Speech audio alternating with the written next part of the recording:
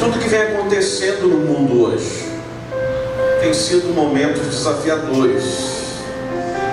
Sinceramente, no fundo do meu coração, até mesmo um desânimo abate se nós permitirmos, né? Nós somos abatidos, a gente começa a ouvir as notícias na Europa, nos Estados Unidos, o que está acontecendo no mundo, que tem realmente chamado aí de segunda onda, e não só nesse fato da pandemia, mas pensar em qualquer realidade política, espiritual, física, né? E como já falei, envolvendo esse contexto pandêmico vivido por nós, as atitudes das pessoas ao meu redor.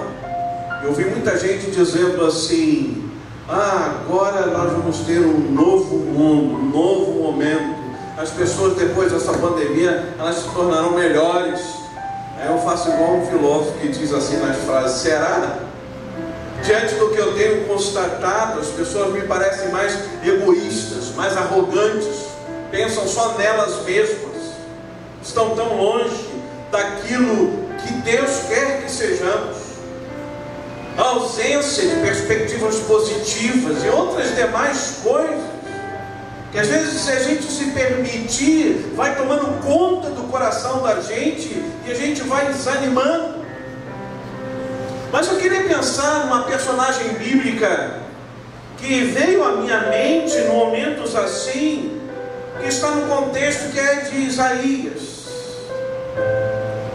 O grande monarca Uzias, é importante que entendamos esse contexto.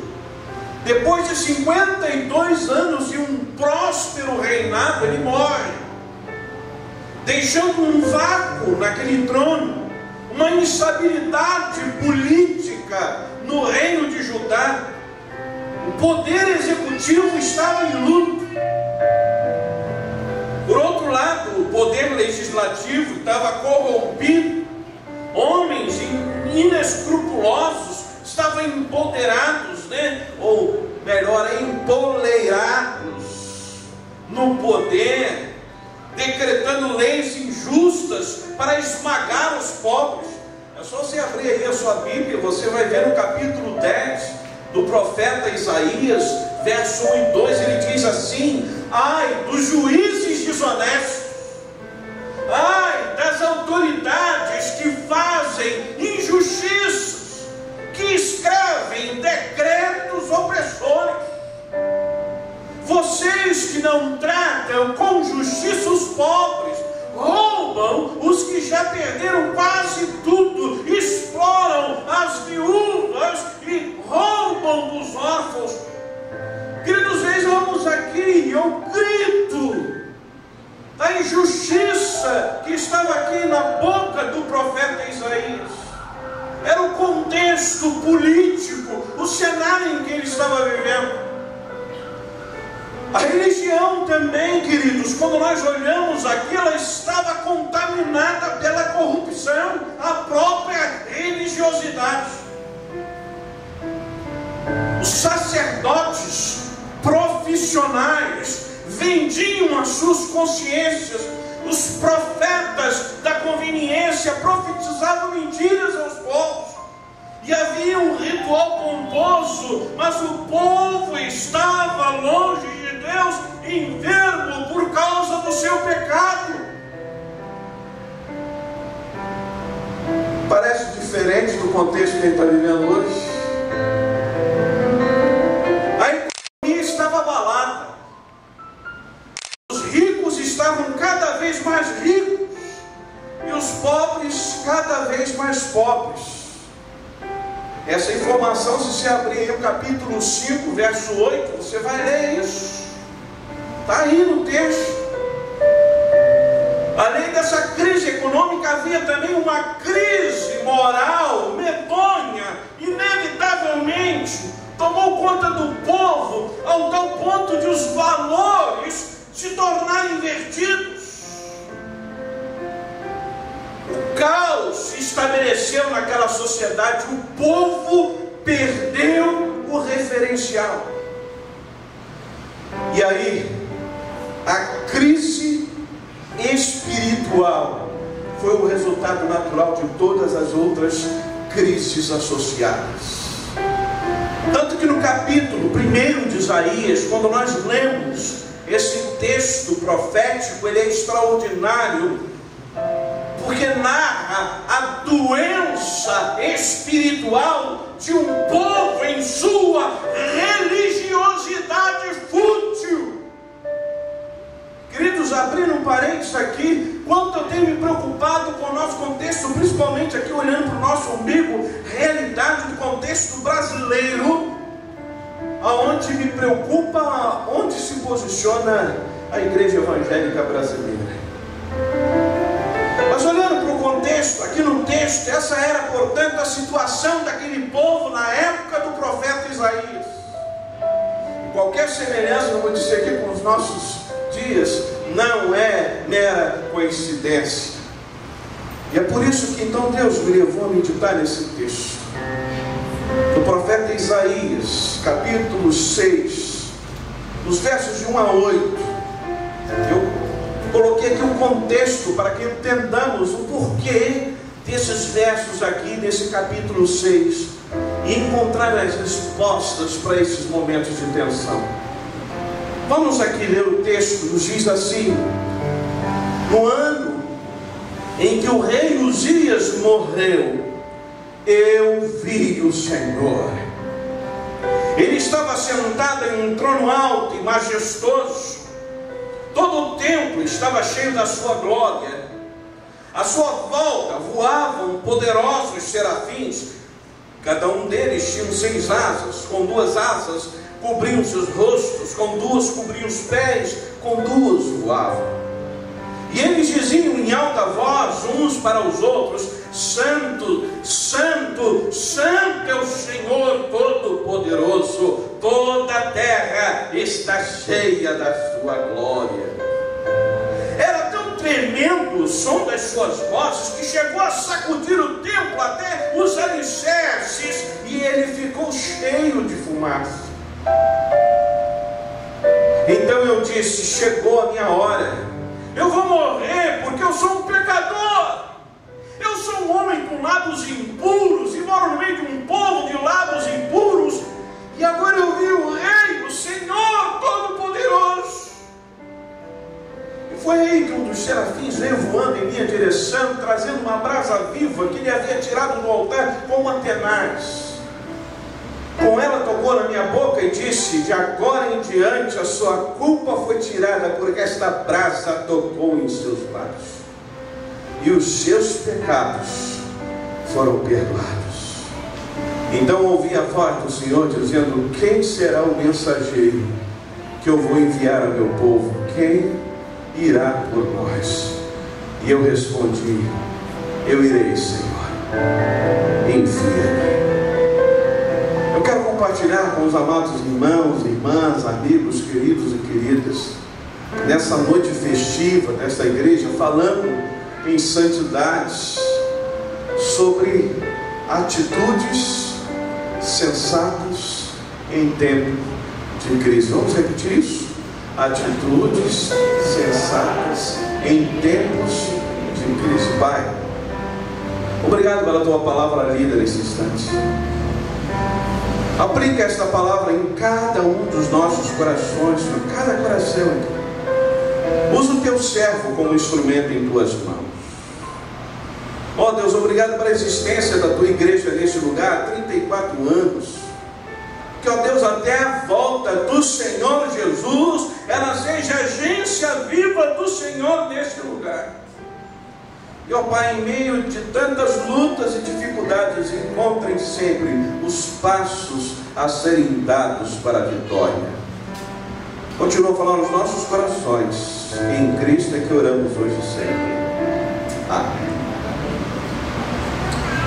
Quando eu olho para esse texto, a primeira atitude, olhando essa história de Isaías e o povo, a primeira atitude sensata diante de um momento de crise, porque era esta crise instalada, e nós colocamos isso aqui no meio do povo, o que poderia ser feito? E uma das lições que esse texto nos mostra é que, em meio à crise, ao invés do desespero, o homem precisa buscar o Senhor. Olha o que diz a parte A do verso 1. No ano em que o rei Uzias morreu, o que diz aí? Eu vi o Senhor, aleluia. Notem, queridos, que Isaías, ele não mergulhou a sua alma nas águas turvas do desespero, não. Ele reagiu diante daquela grande crise. Foi literalmente ao trono de Deus. Fora dessa maravilhosa presença, ficamos desnorteados. Fora dessa maravilhosa presença, ficamos sem esperança. Fora dessa maravilhosa presença, ficamos sem perspectiva. Quando nós falamos de santidade, é tempo de santidade, essa é uma das razões porque nós vimos aqui no texto, sem ela ninguém verá a Deus. Se nós queremos alcançar a vitória nos momentos de crise da vida da gente, é necessário isso, essa busca diante da presença do nosso Senhor. Isaías sabia bem que sem isso ele não alcançaria a vitória no momento em que ele estava vivendo. Eu tenho notado, queridos, nesses dias, que na crise até muitos abandonam o convívio da igreja. Deixam de congregar com seus irmãos. Há pessoas que se decepcionam com Deus. Há pessoas que se esfriam na fé. Eu tenho acompanhado o testemunho de vários colegas, pastores, dizendo, no período em que a igreja precisou ficar fechada em obediência aos decretos, e aí quando se volta, cadê aquele A, B, C, o que aconteceu? Muitos duvidam das promessas, só nos momentos de crise, de dificuldade, que se capturam ao ceticismo doentio. Infelizmente, esse é o caminho, é a opção de algumas pessoas, algo que, ao meu entender, não faz qualquer sentido. Mas observamos no texto em que lemos que Isaías nos deixa esse ensinamento. Ele busca socorro naquele que fez os céus e a terra. E a gente pode encontrar na Bíblia várias experiências, vários exemplos disso. O Salmo de número 73 nos informa que Asaf, no momento de grande crise, às vezes nós lemos salmos e não entendemos algumas situações, e no momento de uma grande crise, ele ter de louvar ao Senhor, porque ele era o líder da adoração. E ele então, quase ao ponto de escorregar, ele foi ao templo e ele encontra restauração para a sua vida, compreensão da problemática que o afligia, se deleitou no Senhor, a despeito daqueles que o açoitavam. Se vocês olharem no Salmo 73, ele vai falar assim: por que os ímpios prosperam e o justo que anda em obediência a Deus está tomando de todo lado, sofrendo igual uma coisa? Por que, Senhor? E aí, quando ele vai ao templo, ele fala: Senhor, eu fui ao templo, eu fui te buscar, e ali tudo passou a fazer sentido para mim. Gente, depois você leu esse salmo, como ele é lindo. Ele vai dizer assim: é na presença do Senhor, é aos pés do altar que tudo passou a fazer sentido. Aquelas dúvidas, a confusão na minha mente começou a sair e entender o que Deus queria para a minha vida. Quando eu olho o Evangelho de Lucas, queridos, lá no verso 23, nos mostra que foi lá no templo, foi na busca ao Senhor, que o sacerdote Zacarias viu o desejo do seu coração cumprido.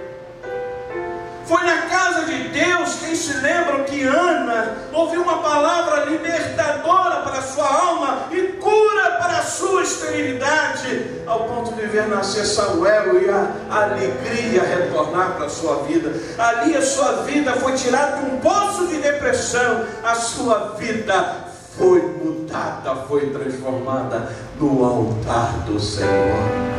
Vocês entendem que quando eu digo que não faz muito sentido se afastar da presença de Deus, uma forma da pessoa fugir da crise, não faz sentido. Diz ainda a Bíblia que foi em Betel, foi na casa de Deus que Jacó viu o céu aberto e ele ouviu as benditas promessas de Deus, fiel à sua aliança. Consegue entender, queridos, que esta busca pelo Senhor faz todo sentido e jamais nos afastarmos dele? Por isso eu quero perguntar a cada um de vocês que estão aqui, você que entrou nesse templo hoje à noite, como você tem enfrentado as crises que têm atingido a sua vida?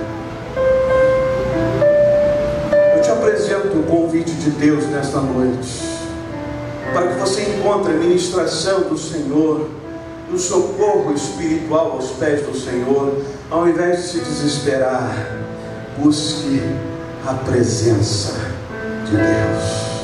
Amém? Essas atitudes sensatas de Isaías diante daquele contexto de crise nos ensinam também que na crise precisamos voltar os nossos olhos para Deus. Vamos dizer isso juntos? Na crise precisamos voltar os nossos olhos para Deus. Como a gente observa no verso 1, Isaías, ele busca a presença de Deus, ele vislumbra Deus assentado no trono. Os seus olhos estão focados no Senhor. Deus está na sala do comando do universo. Ele reina a despeito de toda a crise que assola sobre a terra. Ele é soberano, seu trono não se abala, nada pode abalar o trono de Deus. Ele dirige, ele controla, ele governa todas as coisas, ele faz as coisas conforme o conselho da sua vontade.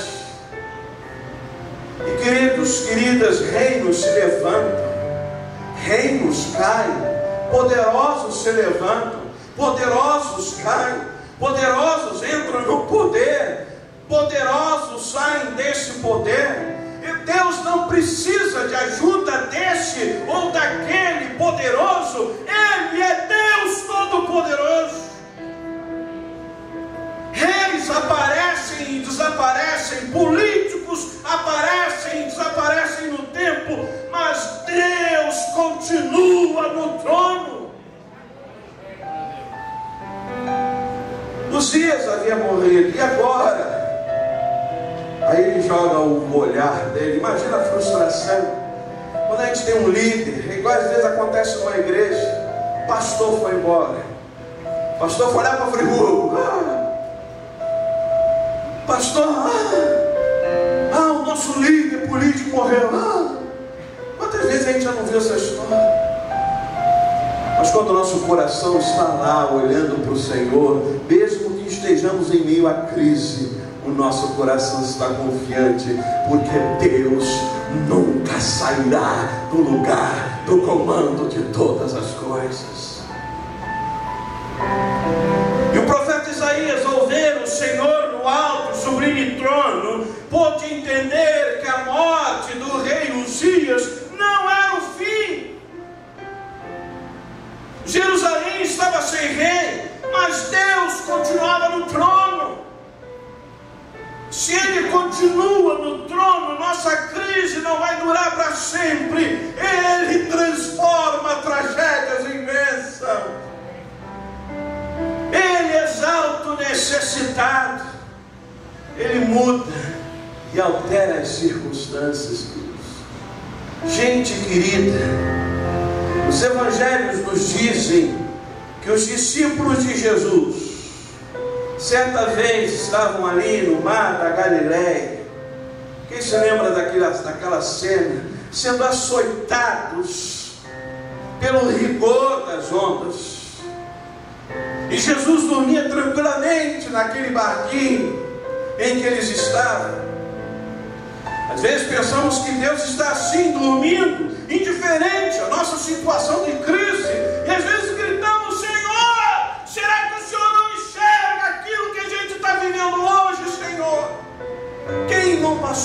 isso alguma vez em sua vida? Eu já passei, tenho certeza que o pastorzão já passou por isso. Quantas vezes abate a nossa alma e é o grito que nós damos diante de Deus. Aqueles discípulos, e muitas vezes nós os criticamos, mas assim muitas vezes nós nos posicionamos. E Jesus se levanta e ele faz cessar o vento, ele acalma o mar. Aquilo que estava em desordem, ele traz a ordem, e ele está no controle. Querido de Deus, guarde isso. Deus está no controle de todas as coisas. Vamos repetir isso? Deus está no controle de todas as coisas. Por isso eu te pergunto nessa noite, para onde ou para que você está olhando? Igreja do Senhor, para onde você tem lançado os seus olhos? Para a circunstância ou para Deus? Se você continuar olhando para a circunstância, vai ruir juntamente com ela. Se você está lançando as suas esperanças em líderes políticos, vai ruir juntamente com eles. Se você está lançando as suas expectativas naquela linha de esquerda, ou nos vermelhinhos, né? Ou na linha daqueles da direita. Agora, se fosse nos Estados Unidos, eu falava que era azul. Se você está lançando a sua expectativa na parte política, vai ruir junto com tudo isso, querido. Eu nunca vi um momento tão perigoso no cenário da igreja brasileira, posicionando-se politicamente num momento tão perigoso que a gente está vivendo. Por isso a gente não pode olhar para as circunstâncias, a gente tem que lançar a nossa fé no Senhor. A igreja deve estar comprometida com a palavra de Deus. Não olhe para as circunstâncias, não olhe para poderes efêmeros, poderes passageiros. Não permita que influências satânicas contaminem o seu coração. Fixe os seus olhos em Jesus. Olhe para o seu amor, aquilo que Ele fez por nós, aquela cruz, morrendo por mim, por você, por amor, para guiar, para trazer paz.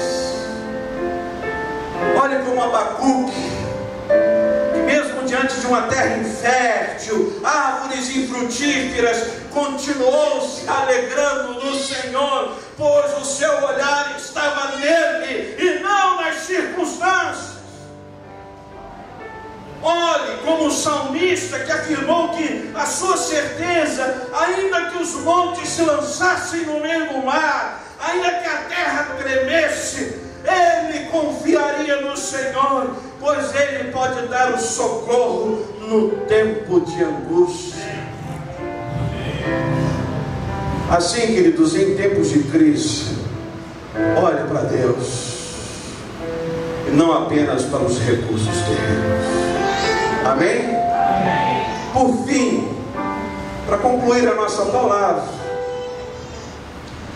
o episódio na vida daquele povo nos ensina que as atitudes sensatas são aquelas que, na crise, tomamos consciência da nossa realidade espiritual. Vamos repetir isso aqui? Quando o quê? Tomamos consciência da nossa realidade espiritual. Quando nós estamos falando isso aqui, é tempo de santidade. 34 anos dessa igreja, a gente precisa pensar sobre esta questão. Olha o que diz o verso 5. Então eu disse, chegou a minha hora, eu vou morrer porque eu sou um pecador. Olha só a visão, a leitura dele. Eu sou um homem com lábios impuros, moro no meio de um povo de lábios impuros, e agora eu vi o Rei, o Senhor Todo-Poderoso.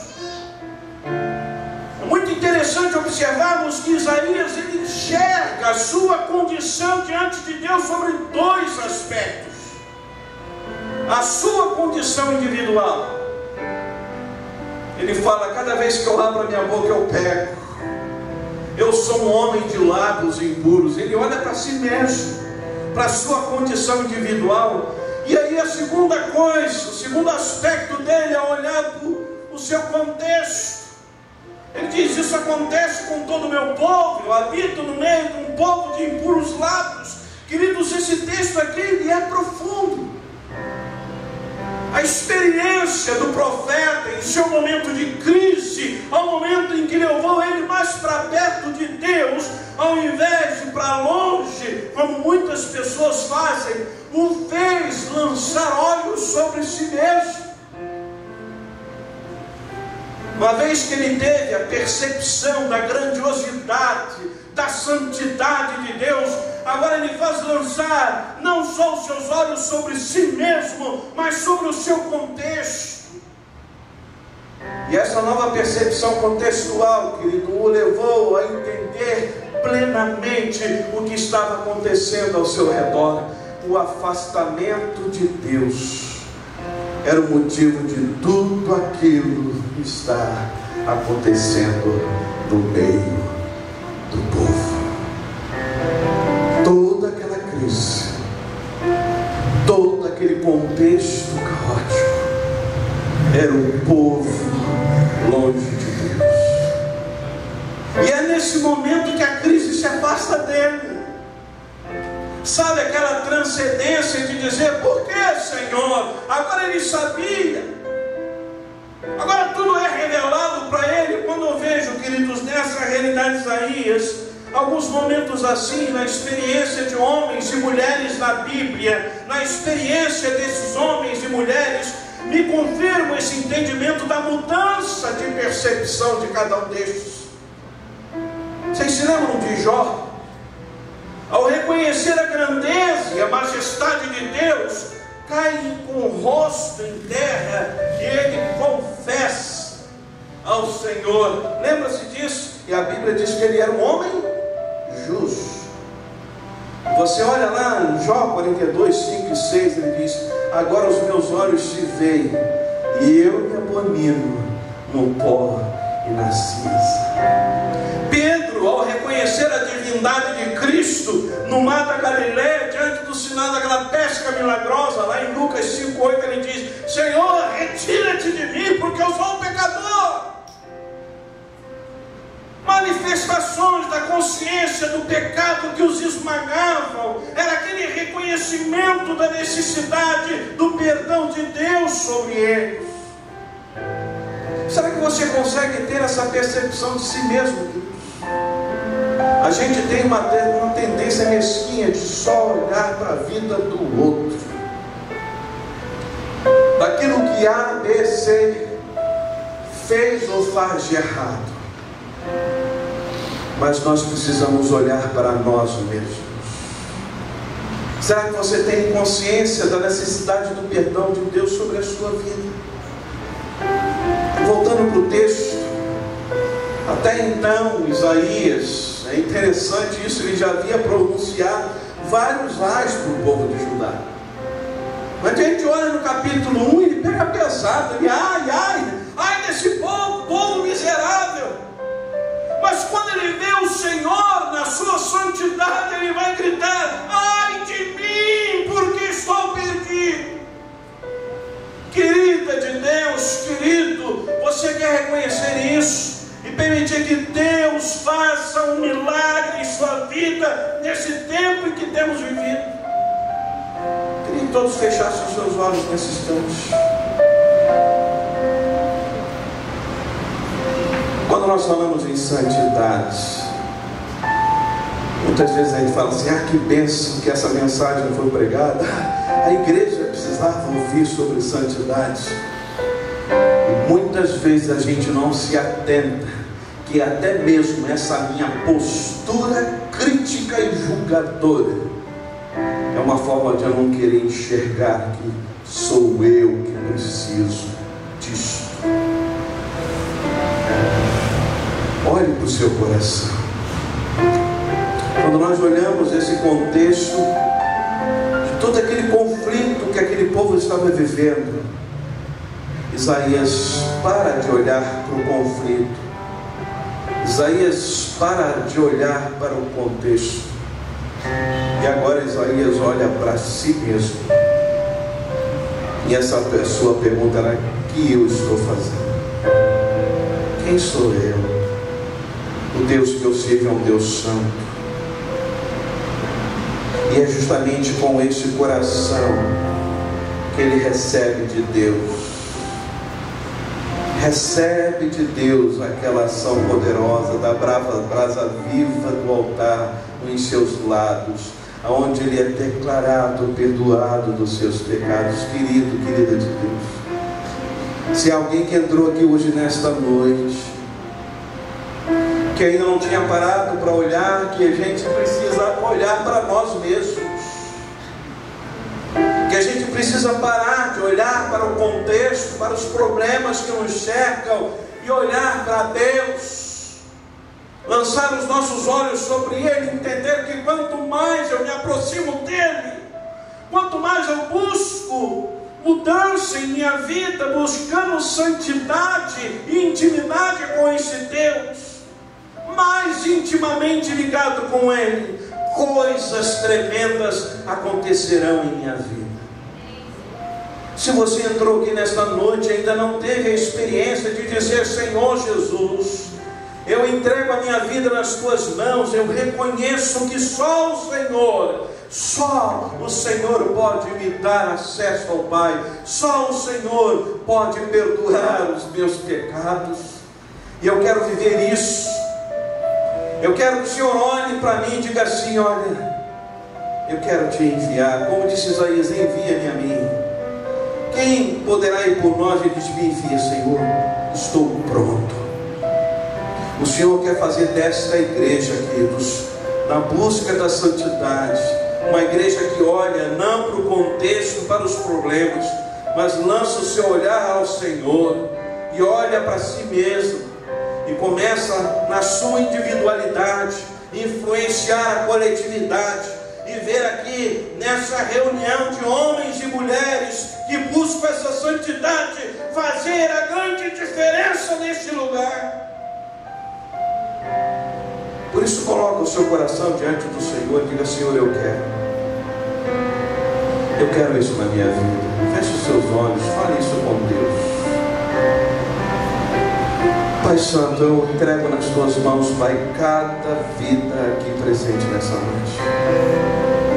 Que a tua palavra, ó Deus, tenha encontrado lugar, ó Pai, em cada coração.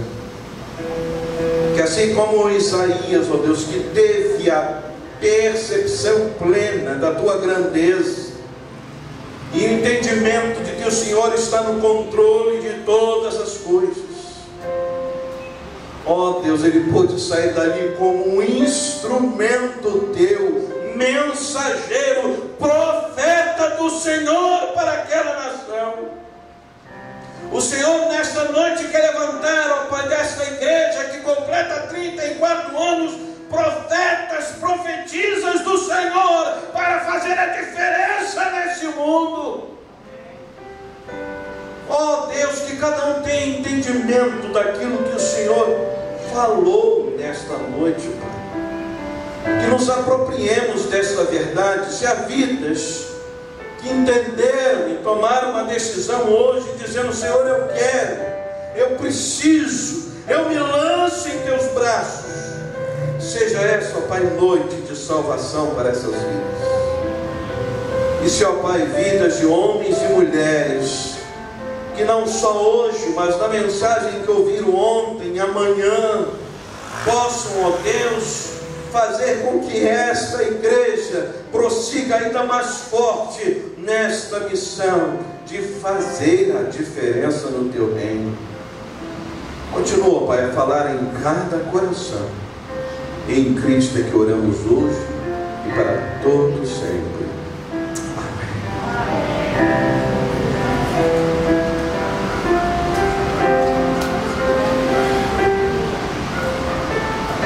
Deus continue abençoando a vida do pastor Djalmir, Vanderhel. Falei certo? Quase. Você tem que dar uma embolada na língua, igual no inglês, para falar o nome dele. E a Igreja Batista Central de Bom Sucesso também. Que Deus continue abençoando aquele povo. E Amanda, salva esse esboço para mim, tá? Não joga fora não.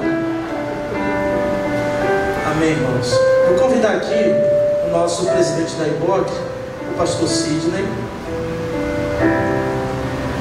E também, no mesmo momento, eu já vou convidar o pastor Ludário para estar fazendo a oração final, nos dando essa honra e impetrar a bênção apostólica aqui para nós.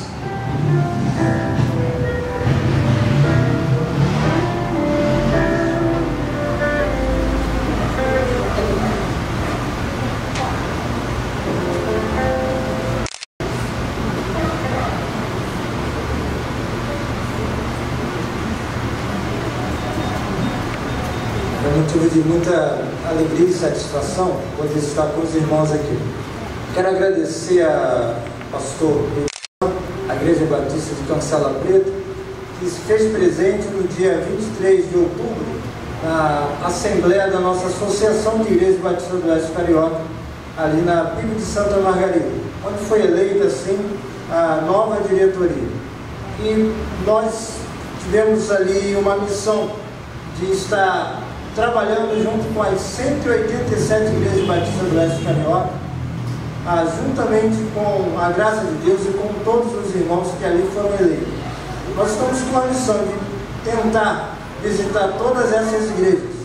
Nós já estivemos em algumas igrejas, amanhã estaremos em outra igreja, mas eu gostaria de convidar aqui à frente a parte da nossa diretoria que se faz presente. Gostaria de convidar a nossa irmã Simone Joaquim, que é a primeira vice-presidente, convidar o nosso irmão Sérgio Paulo, que é o terceiro vice-presidente, a nossa irmã Minervina Leal, que é a nossa primeira secretária, pastor Ludário Salles, que é o nosso segundo secretário, pastor Edson não pôde estar presente, tem um compromisso na igreja dele, mandou um abraço pelo zap, né?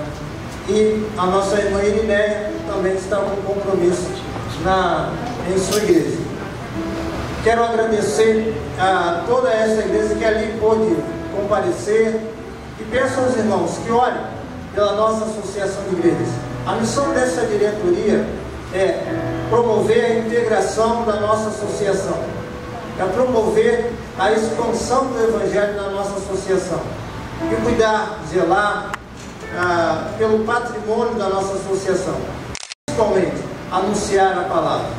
Quero aproveitar aqui também, desejar um forte abraço aqui em nome do pastor Nilton, que esteve comigo ontem, o pastor Fernando Leite, em Augusto Vasconcelos, e mandou um abraço que breve estará aqui também, dia 22. Então, gostaria de passar as mãos do pastor. Vou pedir a nossa irmã secretária Cleice, por favor.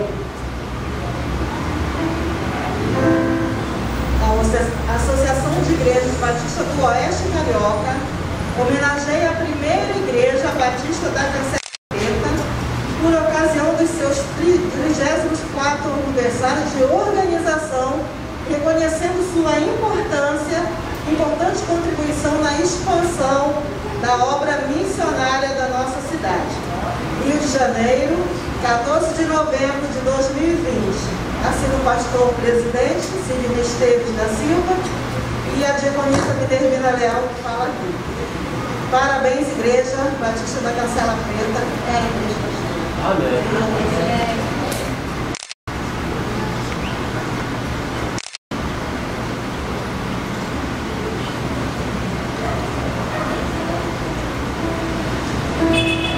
Antes da oração final e bênção apostólica, também em nome da Ordem dos Pastores Batista Carioca, a qual eu sou o terceiro secretário, quero parabenizar essa igreja com mais esse aniversário. E que essa igreja continue sendo operante aqui para Miguel, conforme sempre foi. Amém? Amém. E nós te louvamos por esse culto abençoado que tivemos nesta noite. Nós te louvamos, Senhor Deus, por tudo que aconteceu, Senhor Deus, porque sabemos que tudo aqui está sob o teu controle. E agora, que o amor de Deus Pai, A graça do nosso Senhor e Salvador Jesus Cristo, a comunhão e a consolação do Espírito Santo seja com todo o povo de Deus, espalhado por esse bairro e por toda a face da terra, hoje para tudo e sempre. Amém. Em oração silenciosa, estamos despedidos.